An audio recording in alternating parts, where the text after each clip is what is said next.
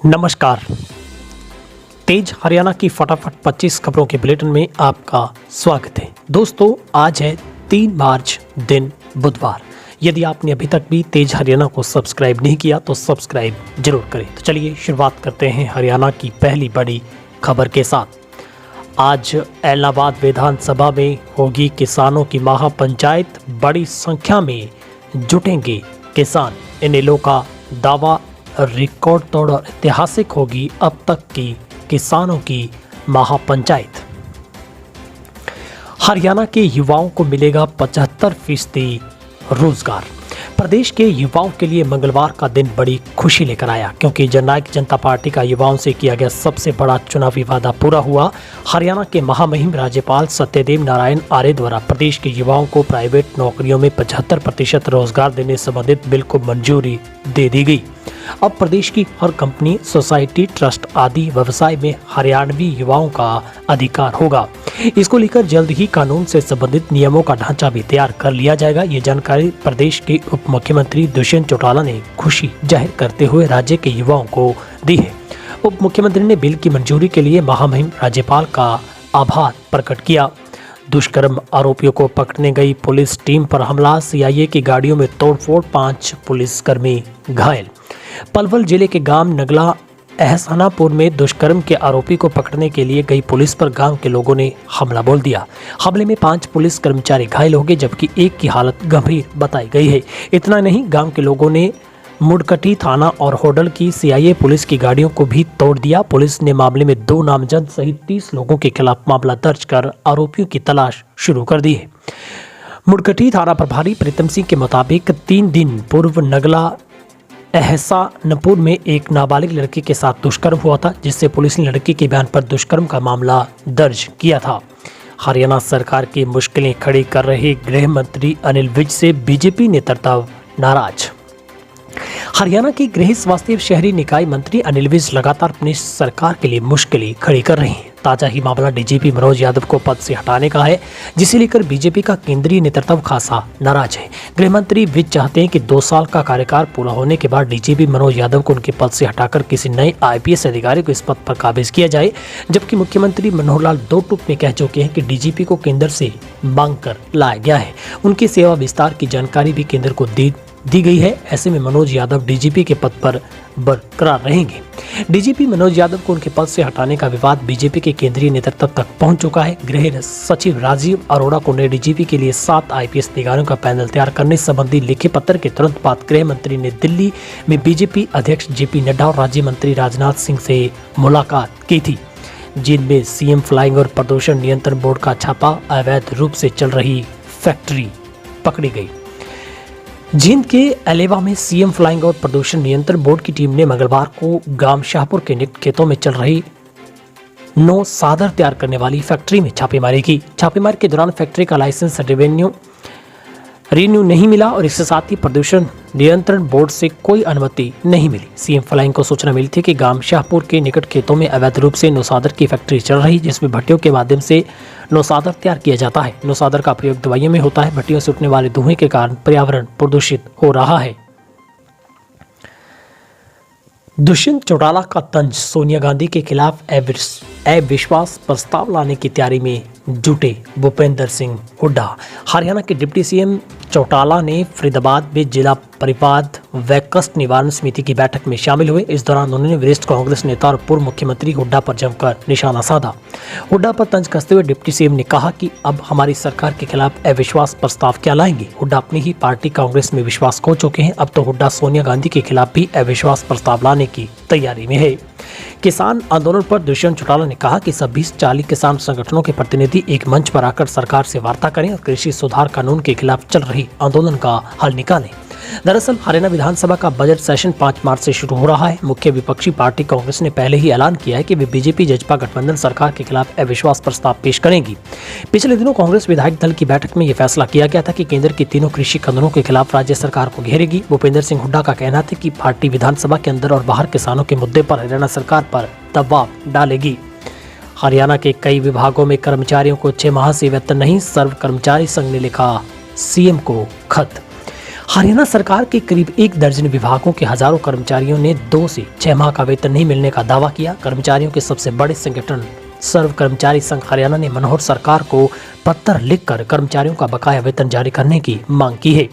उन्होंने कहा कि वेतन नहीं मिलने की वजह से सरकारी कर्मचारी उनके परिजनों को जीवन चलाने में खासी दिक्कतें आ रही हैं। सर्व कर्मचारी संघ हरियाणा के अध्यक्ष सुभाष लांबा व महासचिव सेठी ने मुख्यमंत्री को पत्र में बताया कि टूरिज्म निगम, महिला बाल विकास विभाग, जन स्वास्थ्य और मेवात के मॉडल स्कूल समेत कई विभाग ऐसे हैं जहां कर्मचारियों को 2 से 6 माह का वेतन नहीं मिला। कुरुक्षेत्र में भ्रूण लिंग जांच का पर्दाफाश, 3 गिरफ्तार, 1 फरार। स्वास्थ्य विभाग की टीम ने अल्ट्रासाउंड करने वाले एक विभाग के 3 सदस्यों को काबू किया, जबकि एक आरोपित पुलिस व स्वास्थ्य विभाग की टीम को चकमा देकर फरार हो गया। आरोपितों के कब्जे से पोर्टेबल अल्ट्रासाउंड मशीन भी बरामद की गई है। आरोपितों ने स्वास्थ्य विभाग के डिकोय से अल्ट्रासाउंड करने के एवज में 15,000 रुपए लिए, फिलहाल जिसकी बरामदगी की जा रही है। आरोपित डिकोय को सेक्टर 3 के एक घर में अल्ट्रासाउंड के लिए ले गए थे। स्वास्थ्य विभाग ने इस मामले की शिकायत सदर थाना पुलिस को दी है। पुलिस ने तीनों आरोपितों को गिरफ्तार कर लिया है। पुलिस आरोपियों से पूछताछ कर रही है। हरियाणा के करनाल में फूटा कोरोना का बम, सैनिक स्कूल के 54 छात्रों सहित 78 कोरोना पॉजिटिव। हरियाणा के करनाल में रिकॉर्ड तोड़ 78 लोगों की रिपोर्ट पॉजिटिव आई है। इसमें से 54 छात्र भी शामिल है। इसमें स्वास्थ्य विभाग में हड़कंप मचा है। सैनिक स्कूल के छात्र कोरोना पॉजिटिव मिलने पर स्कूल को कंटेनमेंट जोन घोषित किया गया है। अब उनके हेल्थ रिपोर्ट को लेकर स्वास्थ्य विभाग चिंतित है। करनाल में मंगलवार को एक रिकॉर्ड 78 कोरोना पॉजिटिव केस मिले हैं। इनमें से 54 केस सैनिक स्कूल कुंजपुरा से मिले हैं। करीब 6 माह बाद इतनी बड़ी संख्या में कोरोना के मामले सामने आए हैं। सैनिक स्कूल कुंजपुरा में छात्रों की रिपोर्ट पॉजिटिव आने के बाद स्वास्थ्य विभाग की टीम ने स्कूल कैंपस को सैनिटाइज करवाया। वहीं बच्चे जिन शिक्षकों से मिले उनकी भी कोरोना टेस्ट करवाए गए हैं।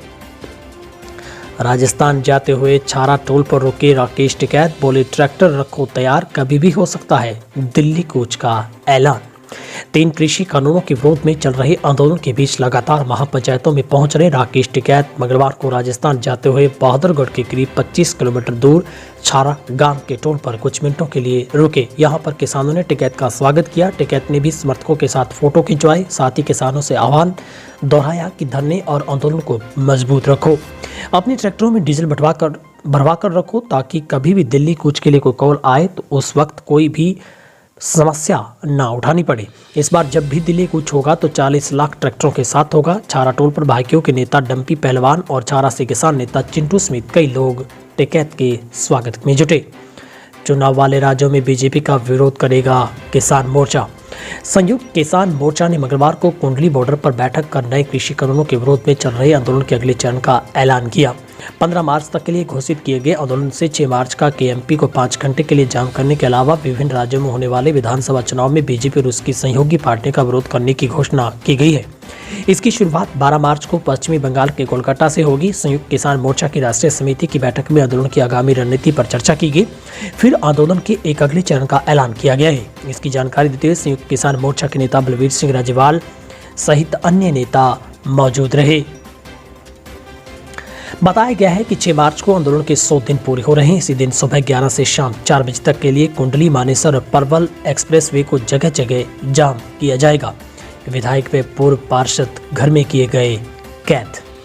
3 कृषि सुधार कानूनों का विरोध कर रहे कांग्रेस नेताओं ने मंगलवार को उप मुख्यमंत्री दुष्यंत चौटाला को काले झंडे दिखाने की योजना बना रखी थी, लेकिन पुलिस को सूचना मिल गई कि उन्हें शाम तक घर में कैद कर दिया गया। उप मुख्यमंत्री दुष्यंत चौटाला जिला परिवाद कष्ट निवारण समिति की अध्यक्षता करने उद्योगपतियों के साथ संवाद के चलते शहर में थे। सूचना मिलने पर बड़ी संख्या में पुलिस बल सेक्टर 7 में पूर्व पार्षद व वरिष्ठ कांग्रेस नेता जगन डागर के घर पहुंच गई। यही नहीं, एनआईटी के कांग्रेस विधायक नीलेश शर्मा भी थे और बड़ी संख्या में कांग्रेस कार्यकर्ता भी हाथों में काले झंडे उठाए हुए थे। इससे पहले कि सभी बाहर निकलते, पुलिस ने उन्हें घर में जाकर ही कैद कर दिया। गोहाना में बस से उतरते ही 2 युवकों को ट्रक ने रौंदा, मौके पर मौत। हरियाणा के पानीपत जिले के गोहाना में मंगलवार को सुबह सड़क हादसे में 2 युवकों की मौके पर मौत हो गई। हादसा गांव चिडाना बस स्टॉप पर हुआ। रोडवेज बस से उतरे 2 युवकों को पीछे से आ रही ट्रक ने रौंद दिया। टक्कर लगने से घायल दोनों युवकों ने मौके पर दम तोड़ दिया। दोनों युवकों को रौंदने के बाद अनियंत्रित होकर ट्रक भी पलट गया। हादसे के बाद ट्रक ड्राइवर मौके से फरार हो गया। राहगीरों ने सूचना मिलने पर पुलिस वहां पर पहुंची, केस दर्ज करके ट्रक को कब्जे में लिया है। शवों का पोस्टमार्टम भी करवाया गया है। बहादुरगढ़ की 2 फैक्ट्रियों में आग, चप्पल बनाने वाली फैक्ट्री जलकर राख। हरियाणा के बहादुरगढ़ में जिले में सेक्टर 17 स्थित चप्पल बनाने वाली 2 फैक्ट्रियों में देर रात भीषण आग लगी। इसमें लाखों रुपए का कच्चा माल जलकर राख हो गया। वहीं मशीनें भी जलकर खराब हो गई हैं। आग पर काबू पा लिया गया है, लेकिन घटना में फैक्ट्री मालिकों को भारी नुकसान पहुंचा है। 45 प्लॉट में स्थित impact India polymers private limited company में आग लग गई थी। फैक्ट्री में चप्पलें बनती है, रेक्सिन का काम होता है और फैक्ट्री की 2 यूनिटें साथ साथ है। आग एक यूनिट के ग्राउंड फ्लोर पर लगी थी। देखते देखते उसने दूसरी यूनिट को भी अपनी लपेट में ले लिया। गनीमत रही कि आग देर रात लगी। उस समय मजदूर फैक्ट्री में नहीं थे, वरना भारी मात्रा में जानी नुकसान भी हो सकता था। लोगों ने फैक्ट्री से धुआं उठते देखा तो मालिकों और दमकल विभाग को इसकी सूचना दी।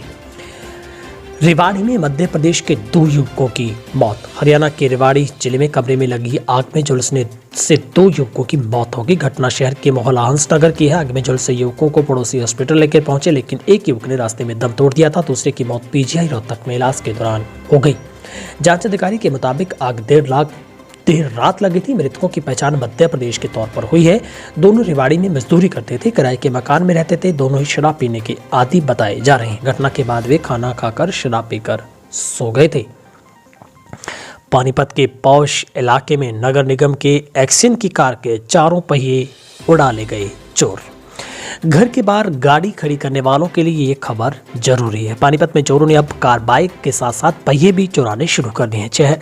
शहर के पौष इलाके मॉडल टाउन में नगर निगम के एग्जीक्यूटिव इंजीनियर की घर के बगल में खाली प्लॉट में खड़ी गाड़ी के चोरों ने 4 पहिए चुरा लिए। सुबह ऑफिस जाने के लिए एक्सेंट कार के पास पहुंचे तो 4 पहिए गायब मिले। उन्होंने अज्ञात चोरों के खिलाफ मॉडल टाउन थाने में केस दर्ज करवाया है। विराटनगर निवासी राहुल पूनिया जिन जिले में नगर निगम के एक्सियन है, उन्होंने बताया कि अपनी स्विफ्ट कार को घर के बराबर खाली पड़े प्लॉट में खड़ा करते हैं और जब जैसी वो सुबह पहुंचे तो वहां पर 4 पहिए गायब मिले।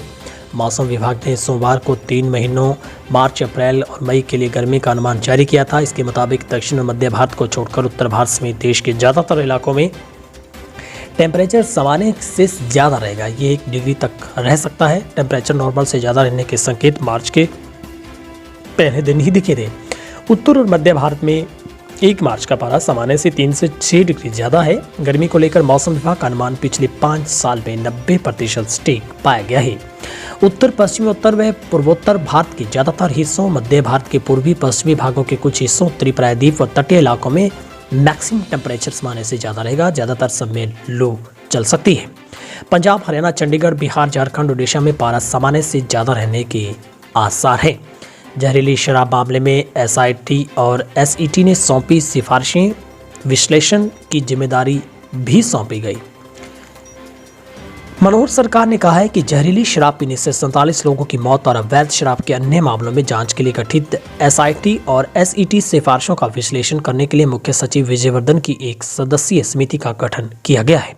मुख्यमंत्री ने कहा कि अवैध शराब के संबंध में प्राप्त शिकायतों पर संज्ञान लेते हुए इन शिकायतों की जांच के लिए स्पेशल इन्वेस्टिगेशन और स्पेशल इंक्वायरी टीम का गठन किया गया है।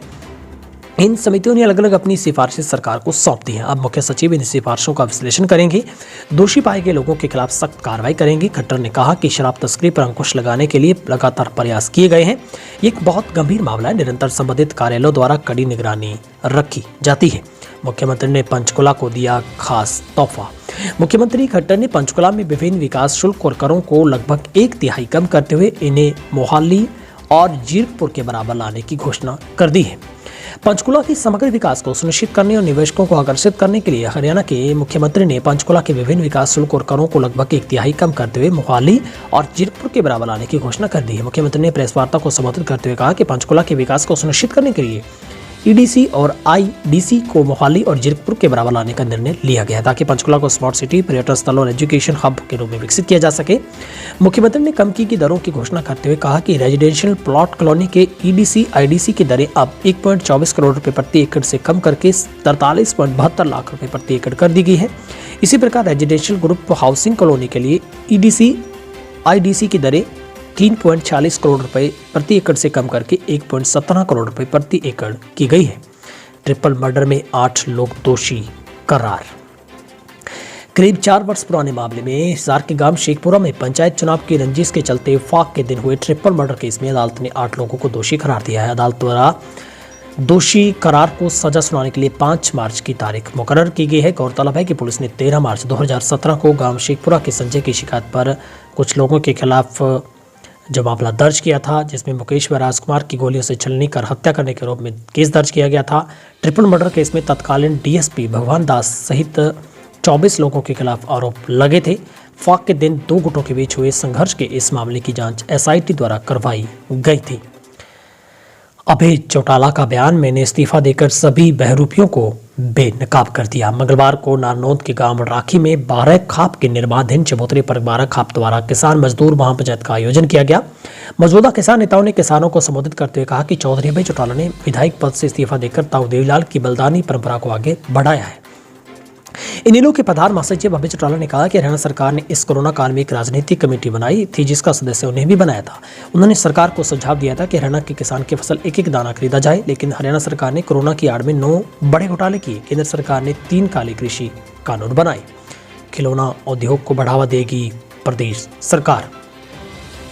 हरियाणा सरकार का एमएसएमई विभाग राज्य के खिलौना उद्योगों को बढ़ावा देने में मदद करेगा। इसके लिए जहां हरियाणा के कारीगरों को उसका हुनर दिखाने का अवसर मिलेगा, वहीं उनकी आमदनी बढ़ने से आर्थिक स्तर में सुधार होगा। डिप्टी सीएम, जिनके पास उद्योग एवं वाणिज्य विभाग का प्रभार भी है, ने भारत के प्रथम टॉय फेयर 2021 खिलौना मेला के समापन अवसर पर कहा है कि राज्य सरकार सक्षम लघु और मध्यम उद्योग विभाग के माध्यम से प्रदेश में खिलौना उद्योग को बढ़ावा देगी, ताकि गाँव से लेकर शहरों तक रहने वाले हर छोटे से छोटे खिलौना निर्माता व कारीगर को लाभ मिल सके। बहादुरगढ़ में बदमाशों ने पेट्रोल पंप पर की लूटपाट, फायर कर सीसीटीवी कैमरे भी तोड़े। इलाके में लूटपाट की वारदात बढ़ रही है। बीती देर रात भी गांव जाखोदा में 2 पेट्रोल पंप पर लूटपाट की वारदात हुई। कार में सवार होकर आए बदमाशों ने गन पॉइंट पर एक पेट्रोल पंप पर 90,000 तो दूसरे पर 35,000 रुपये लूटे। पेट्रोल पंप पर ही एक चाय वाले और ट्रक चालक से भी लूटपाट की गई है। कैमरों में फायर किए गए हैं और पहचान छिपाने के मकसद से बदमाश अपने साथ डीवीआर भी निकाल कर ले गए। आसोदा थाना पुलिस ने अज्ञात बदमाशों के खिलाफ लूटपाट का केस दर्ज कर जांच शुरू कर दी है। पुलिस का कहना है कि जल्द ही बदमाशों को गिरफ्तार कर वारदात सुलझाई जाएगी। पंचकुला में 20 मार्च को इकट्ठा होंगे पूर्व आईएएस, आईपीएस और कृषि विशेषज्ञ। 3 कृषि कानूनों के खिलाफ अब पूर्व आईएएस और आईपीएस तथा कृषि वैज्ञानिकों समेत अनेक बुद्धिजीवी आगामी 20 मार्च को पंचकुला स्थित चौधरी छोटूराम जाट भवन में विचार गोष्ठी का आयोजित करके अपनी भागीदारी बढ़ाएंगे। जाट सभा पंचकुला चंडीगढ़ अध्यक्ष ने ये बात बताई है कि जाट सभा कार्यकारिणी की बैठक में गैर राजनीतिक संगठन कीर्ति किसान फोरम और जाट सभा चंडीगढ़ पंचकुला संयुक्त बैनर तले 20 मार्च को पंचकुला में होने वाली किसान कल्याण विचार गोष्ठी के आयोजन बारे विचार विमर्श किया गया है। सीएम खट्टर ने दिए संकेत, बजट में बड़ी संपत्तियों पर लग सकता है टैक्स। प्रदेश के बजट से पहले मुख्यमंत्री खट्टर ने संकेत दे दिए हैं कि बड़ी संपत्तियों पर टैक्स लग सकता है, जहां पर उन्होंने एक मीडिया से विशेष बातचीत के दौरान कहा है कि हरियाणा को अपनी क्रेडिट लिमिट बढ़ाने के लिए केंद्र की ओर से दी 4 शर्तों को पूरा करना होगा। फिलहाल क्रेडिट लिमिट 3% है, जिसको 5% तक ले जाने के लिए 4 शर्तें पूरी की जानी जरूरी होगी। वित्त मंत्री की भी जिम्मेदारी संभाल रहे मनोहर लाल ने कहा कि राज्य की क्रेडिट लिमिट बढ़ाने के लिए बड़ी संपत्तियों पर कर लगाने का प्रस्ताव है। हालांकि इस प्रस्ताव को अभी तक हरी झंडी नहीं दी गई है। उन्होंने कहा कि सरकार छोटी संपत्तियों पर कोई कर लगाने के पक्ष में नहीं है, ताकि गरीब वर्गों पर किसी भी तरह का कोई बोझ ना पड़े, लेकिन जो लोग सक्षम हैं उनके लिए विचार किया जा सकता है। आने वाले बजट को लेकर सीएम ने ज्यादा कुछ बताने से इनकार कर दिया। मनोहर सरकार ने कहा कि उनकी सरकारी आवास पर परिवार के किसी भी सदस्य की एंट्री नहीं है। उनके 4 भाई बहनें, उनके बच्चे भी हैं, लेकिन सीएम आवास चंडीगढ़ में उनकी एंट्री नहीं है। परिवार के सुख दुख की बातचीत अक्सर फोन पर साझा होती है। परिवार के बारे में बात करने पर मनोहर कई बार भावुक भी होते दिखाई दिए। मुख्यमंत्री ने कहा कि आने वाले वक्त में हरियाणा सरकार बिजली पर भी मिलने वाली हर तरह की सब्सिडी को खातों में सीधे भेजने की नीति को लेकर मंथन कर रही है। उन्होंने कहा कि भले ही कृषि क्षेत्र हो या अन्य कोई, सभी की सब्सिडी सीधे खातों में जाए, इस दिशा में कुछ कदम उठाए जाएंगे। बलराज कुंडू के समर्थन में आई खाप पंचायत, हरियाणा सरकार को दी खास चेतावनी। सरकार के खिलाफ जमकर जहर उगलने वाले महम से निर्दलीय विधायक बलराज कुंडू के घर पर इनकम टैक्स की रेड से नाराज 1 दर्जन से भी ज्यादा खापे इकट्ठा हुई हैं। खापों ने ऐलान किया कि किसानों के समर्थन में खड़े विधायक के खिलाफ जानबूझकर कार्रवाई की जा रही है। यही नहीं, अगर सरकार की इस तरह की हरकत जारी रही तो पूरे हरियाणा की खापे इकट्ठा होकर सरकार के खिलाफ प्रदर्शन करेगी। आपको बता दें कि महम से निर्दलीय विधायक बलराज कुंडू किसानों के पक्ष में आंदोलन में काफी सक्रिय हैं। लगातार विधायक के घर और ऑफिस में इनकम टैक्स की रेड जारी है। यही नहीं, इनकम टैक्स विभाग ने कुंडू के रिश्तेदारों के यहाँ 1 करोड़ नकद और 14,000 अमेरिकी डॉलर भी बरामद किए हैं। धर्मनगरी कुरुक्षेत्र की थानेसर तहसील एक पोस्टर की वजह से सुबह होते ही सुर्खियों में आ गई है। पोस्टर में नायब तहसीलदार और तहसीलदार कर्मचारियों पर रजिस्ट्री के नाम पर मोटी रकम ऐंठने के आरोप लगाए गए हैं। हालांकि पोस्टर लगाने वाले व्यक्ति ने खुद को बीजेपी कार्यकर्ता बताया, नाम नहीं लिखा है। पोस्टर में व्यक्ति ने लिखा है कि इसकी शिकायत कई बार कर चुका है, जगह की गई है, सुनवाई नहीं की गई है। तो व्यक्ति ने परेशान होकर मुख्यमंत्री के नाम एक खुला पत्र लिखा। नायब तहसीलदार पर पैसे मांगने के गंभीर आरोप जड़े हैं। शिक्षा रोजगार खट्टर सरकार के एजेंडे में कभी नहीं रही, गीता बुक्कल का बड़ा बयान। हाल ही में स्टेप बाय स्टेप स्कूली कक्षाएं खोलने के फैसले पर पूर्व शिक्षा मंत्री गीता बुक्कल ने कटाक्ष किया। उन्होंने कहा कि अभी तक तो सीनियर क्लासेज की ज्यादा पढ़ाई ऑफलाइन की बजाय ऑनलाइन चल रही है। कोरोना फिर से अपने पैर पसार रहा है। कई राज्यों में नाइट कर्फ्यू, कई में लॉकडाउन लगा दिए गए हैं। ऐसे में हरियाणा सरकार ने शिक्षा विभाग द्वारा ये फैसला काफी अचरज भरा है। इतनी वैश्विक महामारी को लेकर हरियाणा सरकार गंभीर नहीं है। टेस्टिंग बंद करा देगी। छोटे बच्चे अगर संक्रमित हुए तो उन्हें टेस्ट तक नहीं किए जा रहे। परिणाम काफी गंभीर हो सकते हैं। सरकार को दोबारा विचार करना चाहिए। फैसले में बच्चों को, अभिभावकों को विश्वास में लेकर विभागीय तैयारियों के साथ निर्णय किया जाना चाहिए। बुक्कल ने कहा कि सरकार ने न केवल किसान त्रस्त है, समाज का हर व्यक्ति, कर्मचारी, मजदूर, व्यापारी, दुकानदार परेशान है। आंगनबाड़ी, आशा वर्कर धरने करने को मजबूर है, लेकिन सरकार सभी को अनदेखा करके हट धर्मी पर लगी है। शिक्षा रोजगार के सरकार के एजेंडे में कभी नहीं रही है। प्राइवेट स्कूलों के बच्चों के अभिभावक सुविधाएं उपलब्ध करवा सकते हैं। ऑनलाइन शिक्षा के लिए लैपटॉप, कंप्यूटर, स्मार्टफोन दिलवा सकते हैं। मैंने शिक्षा मंत्री के कई बयान सुने जिसमें वे लैपटॉप, कंप्यूटर, स्मार्टफोन देने की बात कर रहे थे, लेकिन लंबा अरसा बीत जाने के बावजूद उन्होंने न किताबें दी, न टैबलेट दिए। इस सरकार की वजह से बच्चों को पूरा शिक्षा वर्ष उनका बर्बाद हुआ है।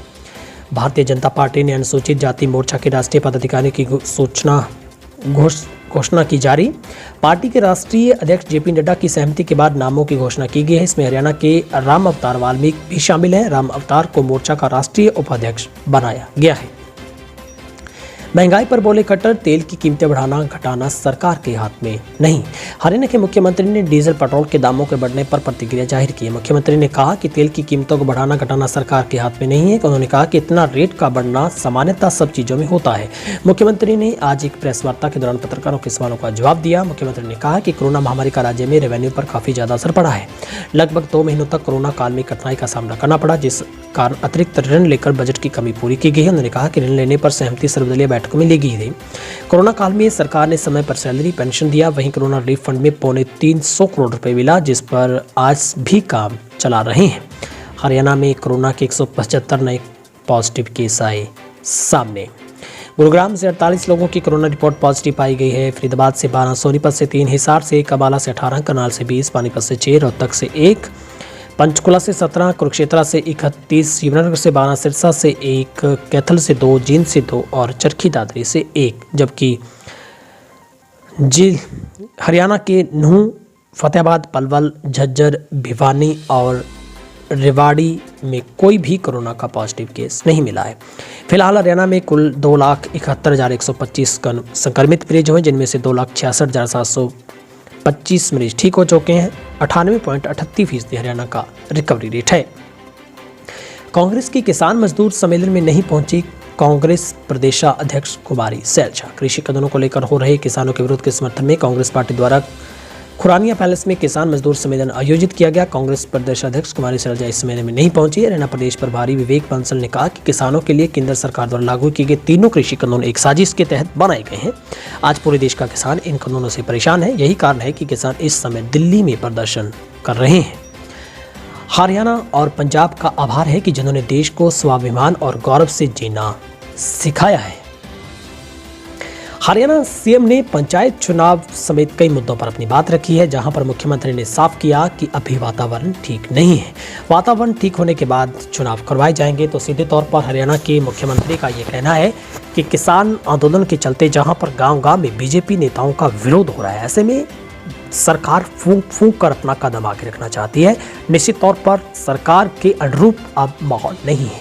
जब माहौल ठीक होगा तभी चुनाव होंगे। तो जाहिर सी बात है, जब तक हरियाणा और देश में किसानों का आंदोलन सेटल नहीं होगा तब तक पंचायती चुनाव भी नहीं होंगे। क्योंकि पत्रकारों की ओर से भी इस बात का सवाल किया गया था कि क्या वातावरण का सीधा सा इम्पैक्ट या उसका संबंध किसान आंदोलन से, तो मुख्यमंत्री ने झट से हाँ भर दी कि हाँ मेरा कहना इसी से है। तो निश्चित तौर पर पंचायत चुनाव को लेकर अब मुख्यमंत्री खट्टर ने साफ कर दिया है कि अभी वातावरण ठीक नहीं है, प्रदेश का माहौल ठीक नहीं है, डेमोक्रेटिक के हिसाब तरीके से चुनाव हो उस तरीके का माहौल नहीं है।